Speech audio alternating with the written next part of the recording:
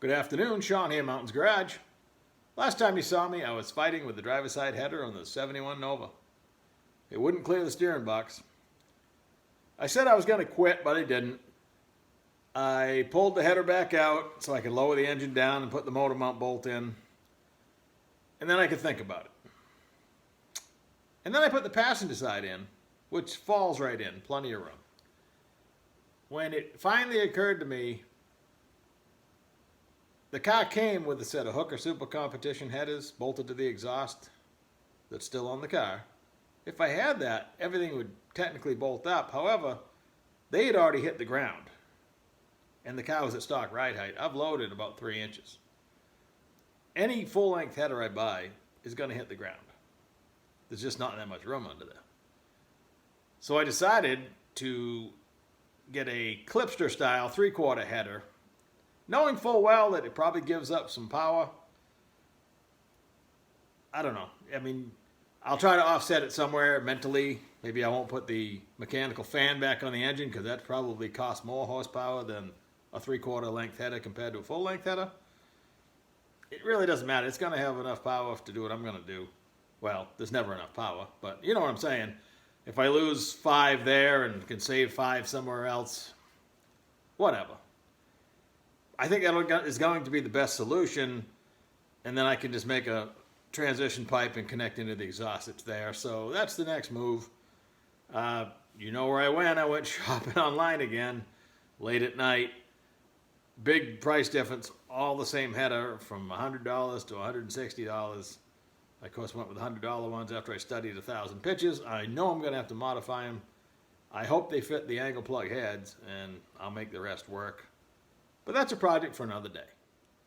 So I moved on to other areas, and I've been dreading the scatter shield and block plate because it had 3 layers of paint that wasn't going to come off that easy. And then it hit me. I had 2 good thoughts in 1 week, believe it or not. And I'll add the clip right here and show you what I did. Here's a funny story. Almost 6 years ago now, I bought this 3M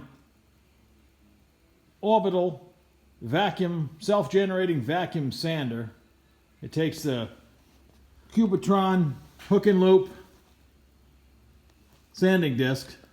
I stuck an 80 grit on it. I've been dreading stripping the paint off this block plate because I'm quite sure it's probably powder coat underneath. I don't know. I just did both sides of this in 4 minutes, and there's no dust on the bench. There's no dust in my nose. I assume it's all in there. Why haven't I been using this thing? I bought it, and then I ended up leaving my job, and I put it in my the cabinet over there, way in the back. Today I started with a scraper, and I was gonna maybe blast this in the cabinet, but it's kind of big. I don't know what I was gonna do, and I said, wait a minute.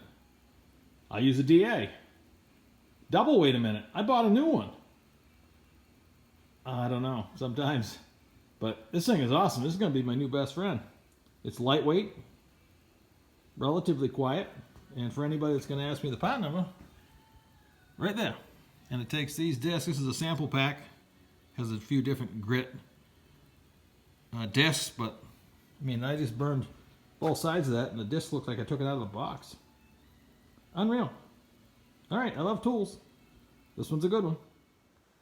And that brings us to today, where I'm going to put the block plate on, the clutch, the bell housing. I don't know if the paint will be dry, but if it is, I will. Or at least talk about it. I got lots of parts. It's a good time to go over a basic clutch installation. I'm pretty fussy with it. I've done, well, I worked at 2 transmission shops. I did a lot of them.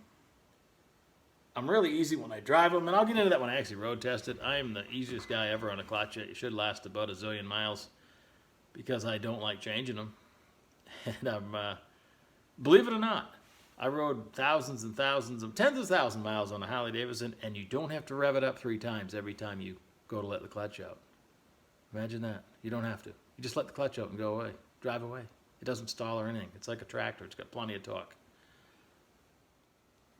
But in general, if you treat your clutch like it's just a switch, it's on or off or in or out, there's no in between.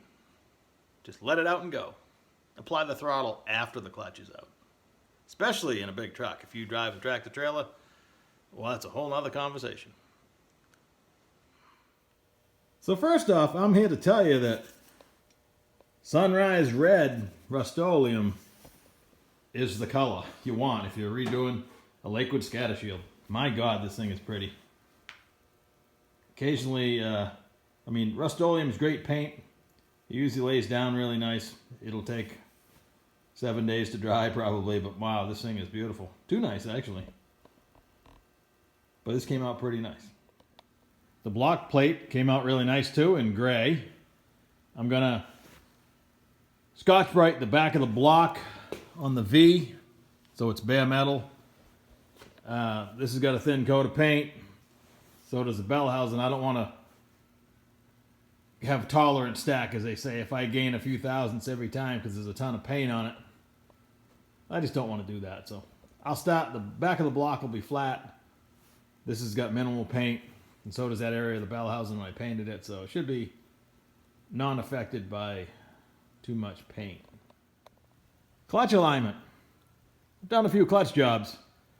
When nothing else fits, this will get you close. You choose one that fits your pilot, and the cone fits in the disc splines.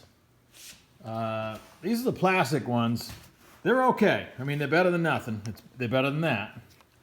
What I don't like about these, and you can be fussy, because when the pressure plate's actually tight on the flywheel, this wants to fall right in and out. That's why a metal one, I have a few cut-off input shafts. And this beauty here, I've only used one time. I was at the stock car shop a few towns over, and this was 20 bucks. GM 26 spline. It's quite a piece for 20 bucks. Stock car stuff's always cheaper than drag racing stuff, it seems. My method is when it's actually assembled in the engine.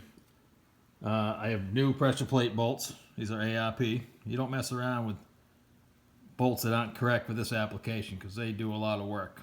They're keeping it attached to the flywheel.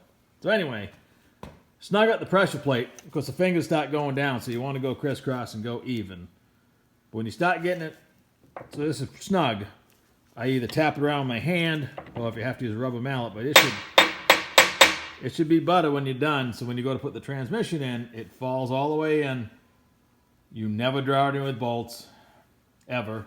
Any transmission. If you're drawing a transmission in with bolts, take it back out. There's something wrong. Period. There's no exception. So, again, you want that to be butter right into the pilot. And this thing is rugged enough you can whack on that with a rubber mallet or whatever you need to do to get there. I have a new throwout fork. This is traditional Chevy style, and my linkage that came in the kit for the clutch pedal is correct for this style fork. This is from Speedway, which is pretty much, believe it or not, I like it that it's gold irradiated, and price-wise, you really can't beat them. The one in the Model A has a clevis here, so when I'm making linkage, I can put a rod end in it. It won't fall out. I enjoy that one too, but for this application, this is perfect. I've gone over this before, but the tangs, this black tang right here, which this little fork goes over the stud in the bell housing, which in this case I have an adjustable one. They go underneath like this. They don't go in between. That's correct right there. And when it's new, it won't fall out. You have very little danger in knocking it out. When they used, this is a lot looser, still usable. But when everything's new, it's kind of nice. GM throwout bearings are typically either 1.25 inches tall or 2.25 inches tall for two different styles of pressure plates. This should be correct for my application, but this is just a bunch of parts I have.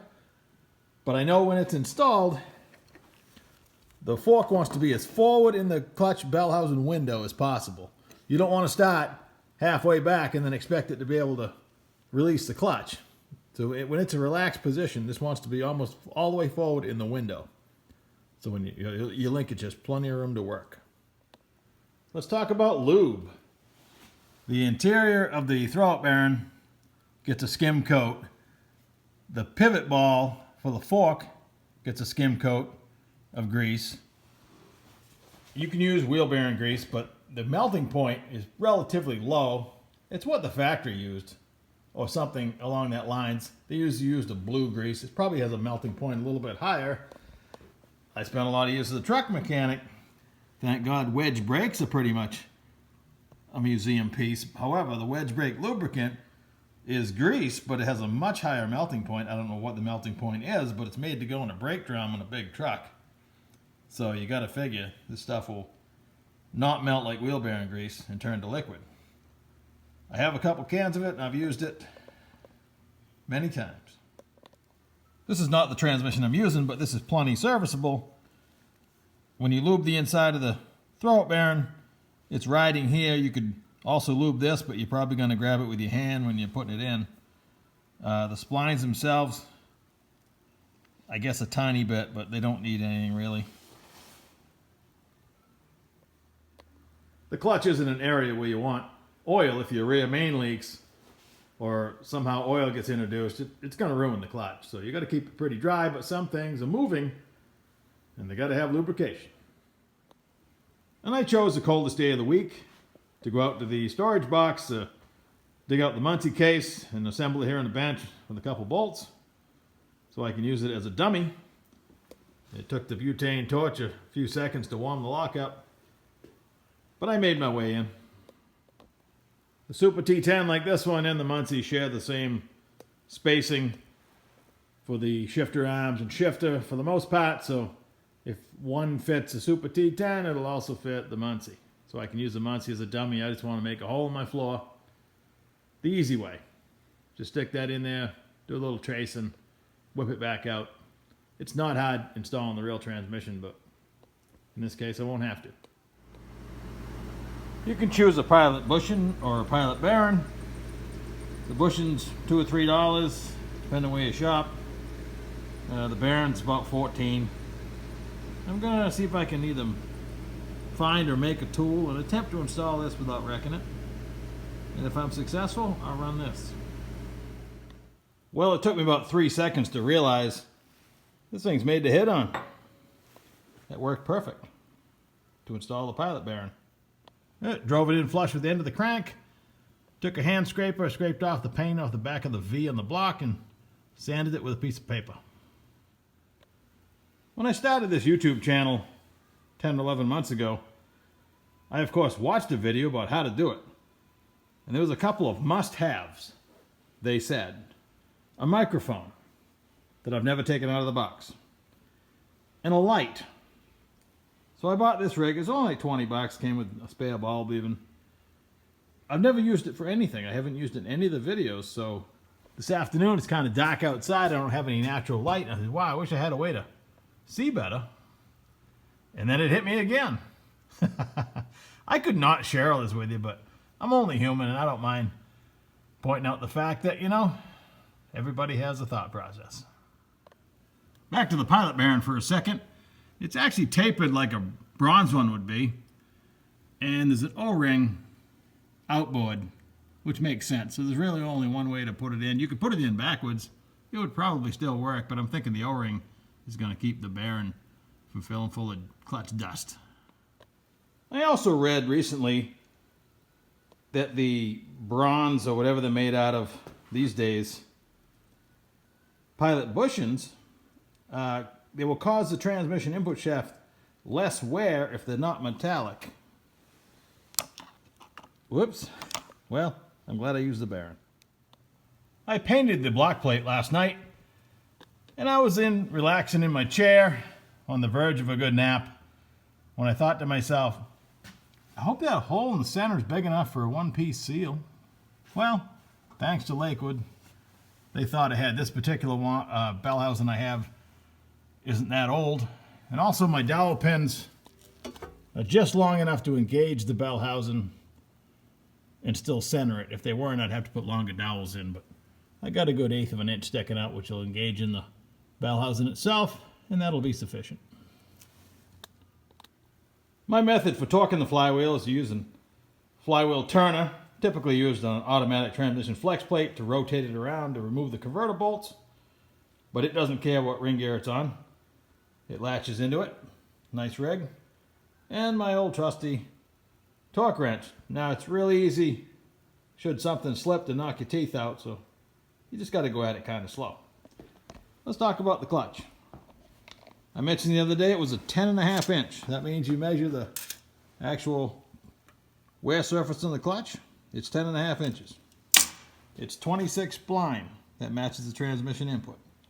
This has 6 springs. It's a sprung disc, and it has 6 springs to cushion. That's a shock absorber for the rest of your drive line. You'll see clutches without them, but typically you've moved into a slider situation where you're not exactly locking the clutch up at the initial hit. You're sliding it out. I have run a non-sprung disc on a T10 or a Muncie, and it just shatters all the parts. This is a rag type disc, they call it. This is a dual friction, so this side is puck. The puck side will go against the flywheel. You have to take my word that used to say flywheel side, I'm sure. But if you're ever in doubt, and a lot of people are, I've turned a lot of them around because the clutch wouldn't disengage. See how it's flat on this side? But the springs stick out on this side. That fits in the hole over here. Every time. If you go like this, that'll interfere with the flywheel and the clutch won't release. It'll let you bolt it all up, and then you'll wonder what's wrong. So that offset always goes in the hole. And that's ready to install. I'd have to rate this particular clutch middle of the road as far as performance clutches go. It's street strip, kind of, more street than strip. Something more aggressive would have 8 springs, and they would be encapsulated with some kind of membrane or a shield to keep the springs intact should things go wrong. But it's fine for my application, and take my word for it, the price was right.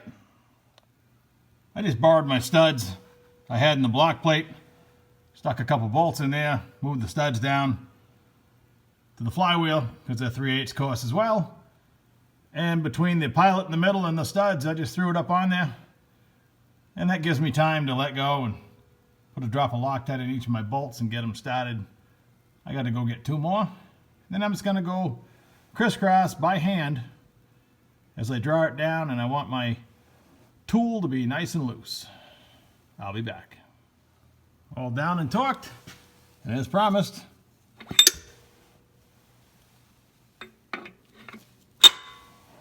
slides right in and out, no stress involved.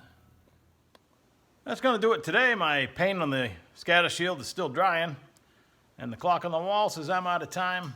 I got to go make supper. Thanks for watching. We'll do it again tomorrow, probably. Take her easy.